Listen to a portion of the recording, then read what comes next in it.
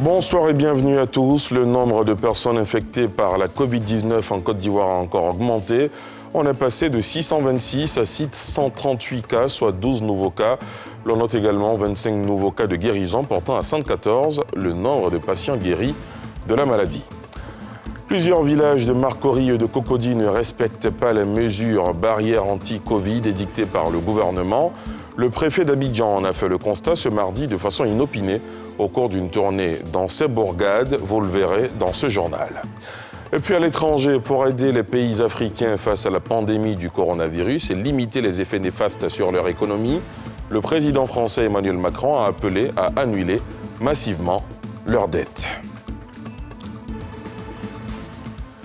Le nombre de personnes infectées par la maladie à coronavirus, la Covid-19 en Côte d'Ivoire a encore augmenté. On est passé de 626 à 638, soit 12 nouveaux cas. On note également 25 nouveaux cas de guérison, portant à 114 le nombre de patients guéris de la maladie. Écoutons le directeur général de la Santé. Ce mardi 14 avril 2020, 12 nouveaux cas de Covid-19 ont été enregistrés sur 129 échantillons prélevés et 25 nouveaux guéris. À ce jour, la Côte d'Ivoire compte donc 638 cas confirmés, 114 guéris et 6 décès. Face à l'évolution de la situation, de nombreuses actions sont menées régulièrement par le ministère de la Santé et de l'Hygiène publique dans le but d'assurer la détection et la prise en charge efficace des cas confirmés de Covid-19, à l'effet de rompre la chaîne de transmission. Cependant, est-il important de rappeler à la population que la réduction du nombre de cas passe par le respect strict des mesures mises en place par le gouvernement. Aussi, le confinement obligatoire des personnes fragiles est-il une nécessité du fait de leur vulnérabilité? Il s'agit des personnes âgées et de celles souffrant de maladies chroniques. C'est le lieu de rappeler à la population qu'il est indispensable de réduire les déplacements le plus possible et de porter un masque lors de nos différentes sorties pour se protéger et protéger les autres. Le ministère de la Santé et de l'Hygiène publique remercie et félicite tous les acteurs de santé pour leur dévouement et leur professionnalisme dans le cadre de la lutte contre cette pandémie. Voilà, nous venons d'entendre le ministre de la Santé, Eugène Akaouele, qui faisait le point journalier de la situation du Covid-19 en Côte d'Ivoire. Aux tribunes, où l'on a fait le point de la gestion de la crise sanitaire liée à la Covid-19, le désormais traditionnel point de presse quotidien du gouvernement, au menu, entre autres, l'annonce d'un fonds de 500 millions de francs CFA pour le secteur culturel, notamment pour aider les artistes à faire face à la maladie. Yeli Traoré, Fulgence Kissiedo. La ministre de la Modernisation de l'Administration et de l'Innovation du Service public et ministre par intérim de la Culture et de la Francophonie, Raymonde Goudou Kofi, a animé le point de presse quotidien du gouvernement sur la crise du Covid-19. La ministre était entourée d'un conseiller technique de son homologue de la santé et du porte-parole de la police nationale.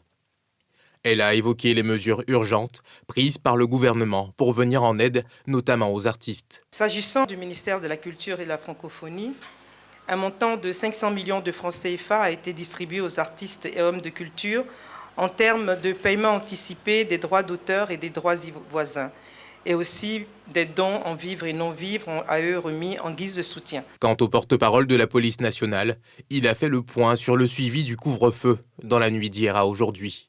Interpellés pour violation du couvre-feu, 22 personnes, une à Abidjan et 21 à l'intérieur du pays, pour la nuit du 13 au 14. Personnes assistées dans le cadre de nos actions civilo-militaires, 24, 12 à Abidjan et 12 à l'intérieur du pays. Sur les 24, on a 20 cas d'urgence médicale avec 3 femmes en travail assistées par nos FDS. À noter que ce point de presse décidé par le gouvernement vise à tenir informées les populations sur l'évolution de la maladie à coronavirus et des mesures prises afin de stopper son évolution. La Côte d'Ivoire a franchi, hier, la barre des 626 cas de contamination. Plusieurs villages de Marcory et de Cocody ne respectent pas les mesures barrières anti-Covid édictées par le gouvernement. Le préfet d'Abidjan en a fait le constat ce mardi de façon inopinée au cours d'une tournée dans ces bourgades. C'était en présence de Pierre Dipomela. Visite surprise dans 5 villages au pas de course par Vincent Toby. La randonnée démarre à Marcory dans les villages d'Abiabeti, ancien Koumassi et Anoumabo, où les mesures de distanciation sociale et le port obligatoire des masques de protection contre le coronavirus sont foulés aux pieds.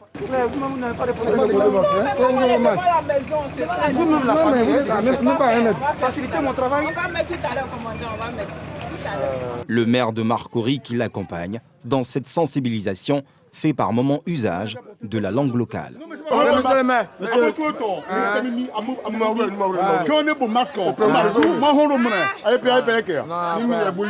Assalfo, fils d'Anoumabo, rejoint l'équipe. Il faudrait que chacun puisse rester chez lui quand il n'y a rien à faire dehors. Il faudrait qu'on respecte les mesures barrières, comme se laver les mains, la distanciation sociale. Ce que nous ne constatons pas à Anoumabo, vous regardez tout l'attroupement qui est là. Vous avez vu que nos populations n'ont pas encore pris la pleine mesure de cette maladie. Donc notre rôle, c'est de sensibiliser, rappeler toujours les consignes. Vous avez vu que nos populations, la majorité, n'ont pas de masque. Alors la mairie de Marcory, nous, on a fait l'effort, on va leur donner d'ici demain 30 000 masques qu'on a commandés. Le cap est ensuite mis sur Cocody. Le même constat est fait à Blocos et à Nono, où le préfet d'Abidjan dénonce un déni de la maladie. Apparemment, la population ne comprend pas. Qu'est-ce que je constate après la tournée de ce matin? Il y a une stigmatisation de la maladie et des malades, et il y a un déni de la maladie. Je ne sais pas comment les deux fonctionnent. On stigmatise ceux qui sont soupçonnés, qui sont malades, et en même temps, on nie la réalité de la maladie. Je suis très peiné de voir des jeunes qui disent que je voudrais bien voir un corps de quelqu'un qui est décédé ou des malades. Chef est témoin de cultes qui se tiennent en violation des consignes du gouvernement. Il y a des maquis qui ouvrent en violation des consignes du gouvernement. C'est un village, mais c'est un village situé sur le territoire d'Abidjan et tout le monde doit se conformer à ces règles. Faute de quoi, nous allons passer à l'autre niveau, c'est-à-dire le niveau de la répression. Le Conseil national de sécurité a récemment décidé du port obligatoire des masques de protection au moment où la Côte d'Ivoire a passé le cap de 600 personnes infectées. Les mesures barrières restent pour l'heure le seul moyen d'échapper au coronavirus. La ville d'Abidjan, épicentre de la Covid-19 en Côte d'Ivoire, est isolée du reste du pays pour réduire les risques de dissémination de la maladie, mais il se trouve des personnes qui trouvent le moyen de contourner les corridors. Plusieurs dizaines d'indisciplinés qui ont essayé de sortir de la ville sans autorisation ont été arrêtés pour avoir violé les mesures barrières contre le coronavirus. Ils risquent la prison. Un beau coup de filet réussi grâce à la vigilance de la gendarmerie nationale. Le témoignage de Thiemé Danger. La gendarmerie nationale veille à l'application stricte de la mesure d'isolement du Grand Abidjan pour empêcher toute propagation du Covid-19 à l'intérieur du pays. Des hommes de ce corps de l'armée ivoirienne viennent de mettre fin au projet de 292 voyageurs sur des routes clandestines qui tentaient de regagner des localités du pays non concernées par la mesure de confinement. Et ce, au mépris des mesures barrières prises par le gouvernement. Pour réaliser leur dessein, ces voyageurs clandestins bénéficiaient de la complicité de transporteurs. Ces derniers leur mettaient à disposition des taxis-compteurs ou des mototaxis. D'autres procédaient à pied ou à bord de véhicules de particuliers pour contourner le dispositif sécuritaire et espérer sortir d'Abidjan. Mais c'était sans compter avec la détermination des gendarmes parvenus à déjouer leur stratagème. Outre les interpellations, 2 minicars, 14 taxis-compteurs, 4 tricycles, 1 taxi-brousse, 3 mototaxis et un véhicule civil ont été saisis. Le commandant supérieur de la gendarmerie, descendu sur le terrain, a insisté sur la nécessité de maintenir la garde. Il a déploré le manque de civisme des personnes interpellées qui exposent les populations dans notre localité à une contamination au Covid-19. Les petites et moyennes entreprises exerçant à Grand-Bassam vivent difficilement la crise sanitaire actuelle. Plusieurs opérateurs, faute de clients, ont fermé leur commerce. Les rares à fonctionner voient leur affaire tourner au ralenti avec un personnel réduit. Les moins chanceux sont eux au chômage technique. La Chambre de commerce et d'industrie se montre solidaire de ces opérateurs désemparés. En visite sur place, le président de la Chambre promet la solidarité. Thiemé Danger, Mathurin Badé. Difficile résistance des petites et moyennes entreprises de Grand Bassam à la crise sanitaire du coronavirus. Le président de la Chambre de commerce et d'industrie du pays descend sur le terrain pour s'enquérir de l'état des lieux. Tous les commerces visités présentent les mêmes réalités. Affaires à l'arrêt, absence de trésorerie, personnel réduit avec le 2/3 mis au chômage technique. Aujourd'hui, si on veut évaluer véritablement avec les séminaires et les restaurations qui devaient se faire, nous pouvons évaluer nos pertes aujourd'hui à 150 millions net pour le mois. On a investi 4,5 milliards. Si on ne peut pas travailler, ça veut dire qu'on a perdu 4,5 milliards. En plus des 4,5 milliards qu'on a investis qui ne peuvent rien nous rapporter, mais on perd du chiffre d'affaires de 200 millions, donc voilà, c'est un peu plus grave. Le président de la Chambre est sensible au calvaire des patrons des PME. Il promet la solidarité de son institution. Nous sommes situés aujourd'hui que la situation est grave. Ces entreprises hôtelières vont être soutenues. Bien avant, il appelle au suivi des mesures édictées par le gouvernement pour empêcher une propagation du Covid-19. C'est ensemble que nous devons lutter contre la pandémie dans tous les secteurs, dans tous les domaines et avec toute notre énergie et faire de telle sorte que, à travers nos entreprises, qu'on ne permette pas au virus, en tout cas, de progresser. Cité balnéaire ivoirienne classée au patrimoine de l'UNESCO, Grand Bassam vit essentiellement de l'activité touristique. Plus de 80% de son tissu économique tourne autour de l'hôtellerie et de la restauration. Dans le reste de l'actualité, ce nouveau soutien de taille pour Didier Drogba dans la course à la présidence de la Fédération ivoirienne de football. Eugène-Marie Diomandé, le président du COE Sport de San Pedro, a annoncé son retrait de la compétition ce mardi au profit de l'ex-capitaine des éléphants. Salif Yalekwe, Tanguy Konan. Eugène Diomandé, candidat à l'élection du président de la Fédération ivoirienne de football, a décidé de retirer sa candidature, ce au profit de l'ancien capitaine des éléphants de Côte d'Ivoire, Didier Drogba. L'information a été donnée ce mardi face à la presse en présence de plusieurs responsables du club. Pour le président du COE Club de San Pedro, qui a tenté 2 fois de briguer ce poste, l'ancien sociétaire de Chelsea a le meilleur profil. Si j'ai été amené à faire ce choix-là, c'est pour des raisons purement objectives.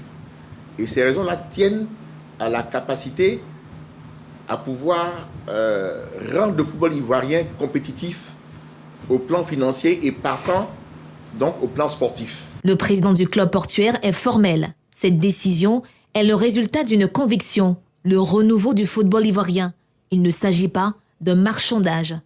Personne n'a revendiqué un poste particulier. Moi, personnellement, je n'ai pas marchandé la candidature. Nous parlons aujourd'hui de consensus inclusif. Il n'est pas interdit de penser que finalement, il y a un consensus que nous demandons en faveur de Didier parce que nous pensons que c'est le candidat qui peut apporter le plus. Le président actuel de la FIF, Augustin Sidi Diallo, a décidé de ne pas briguer un 3e mandat à la tête de l'organisation en charge de la gestion du football ivoirien. Son premier vice-président, Sori Diabaté, et Idriss Diallo, ancien cadre de la FIF, sont également en course pour la présidence de la Maison de Verre. À l'étranger, pour aider les pays africains face à la pandémie du coronavirus et limiter les effets néfastes sur leur économie, le président français Emmanuel Macron a appelé à annuler massivement leurs dettes. Yeli Traoré. La France et l'Europe vont devoir aider l'Afrique à lutter contre le coronavirus en annulant massivement sa dette, a déclaré lundi le président français Emmanuel Macron. C'était au cours d'une nouvelle allocution télévisée consacrée essentiellement à l'épidémie de Covid-19 en France. Nous devons aussi savoir aider nos voisins d'Afrique à lutter contre le virus plus efficacement, à les aider aussi sur le plan économique en annulant massivement leurs dettes. Cette annonce du président Macron a été aussitôt saluée, notamment par le président sénégalais Macky Sall, qui avait déjà lancé un appel à l'annulation de la dette africaine. Notre proposition allant dans le sens d'une annulation de dette, soutenue par la déclaration commune africaine, a également été accueillie favorablement par la France. Je remercie le président Emmanuel Macron pour cette marque de solidarité internationale. Le continent africain, touché tardivement par le Covid-19, comptabilisait 15 249 cas et 816 décès, selon un décompte quotidien du Centre pour la prévention et le contrôle des maladies de l'Union africaine, mardi 14 avril. Pour l'heure, seul le FMI a annoncé le versement d'une aide d'urgence à 25 pays parmi les plus pauvres du monde pour leur permettre d'alléger leurs dettes et de mieux faire face à l'impact de la pandémie de Covid-19. En Libye, les forces loyales au gouvernement d'union nationale siégeant dans la capitale libyenne ont annoncé hier s'être emparées de deux villes stratégiques qui étaient aux mains du maréchal Khalifa Haftar entre Tripoli et les frontières de la Tunisie. On retrouve Yeli Traoré. Nouveau revers pour le maréchal Haftar dans l'ouest libyen. Le gouvernement d'union nationale, GNA, libyen, reprend deux villes stratégiques à ses forces. Il s'agit des villes côtières de Sorman et Sobrata, respectivement à 60 et 70 km à l'ouest de Tripoli. Je salue tous les révolutionnaires libyens, d'où qu'ils viennent, et je salue en particulier Sabrata à l'occasion de sa libération aujourd'hui. Si Dieu le veut, Sabrata va devenir une ville sûre, une ville aux mains de la révolution de février, aux mains des forces GNA, du gouvernement libyen. Le peuple libyen attend la démocratie et une rotation civile du pouvoir, sans règles militaires. Le président du conseil militaire de Sabrata prône l'apaisement et lance un appel aux forces de sécurité de la ville. Nous assurons à tout le monde que nous maintiendrons la sécurité et nous invitons les membres de la police et les membres des services de sécurité à venir dès demain et à remplir leurs devoirs. Ce mardi encore, des dizaines de roquettes se sont abattues sur la capitale Tripoli. Les forces de gouvernement d'union nationale, reconnues par l'ONU, ont accusé les forces pro-Haftar de vouloir venger leur défaite en bombardant la capitale. Plongée dans le chaos depuis la chute du régime de Mouammar Kadhafi en 2011, la Libye est déchirée aujourd'hui par une lutte de pouvoir entre Khalifa Haftar et le GNA, reconnu par l'ONU. Aux États-Unis, l'ancien président Barack Obama a déclaré aujourd'hui son soutien à Joe Biden en jugeant le candidat démocrate à la Maison-Blanche capable de guider les Américains à travers certaines de nos heures les plus sombres dans un pays endeuillé par la crise du coronavirus. Je vous propose de l'écouter. Joe a le tempérament et l'expérience pour nous guider à travers certaines de nos heures les plus sombres et nous guérir au cours d'un long rétablissement. Et je sais qu'il s'entourera de bonnes personnes, d'experts, de scientifiques, de responsables militaires qui savent réellement comment diriger le gouvernement et qui ont à cœur de faire du bon travail pour le diriger et qui savent comment travailler avec nos alliés et qui placeront toujours les intérêts du peuple américain au-dessus des leurs. Fin de ce journal, merci de l'avoir suivi. Excellente soirée sur la nouvelle chaîne ivoirienne.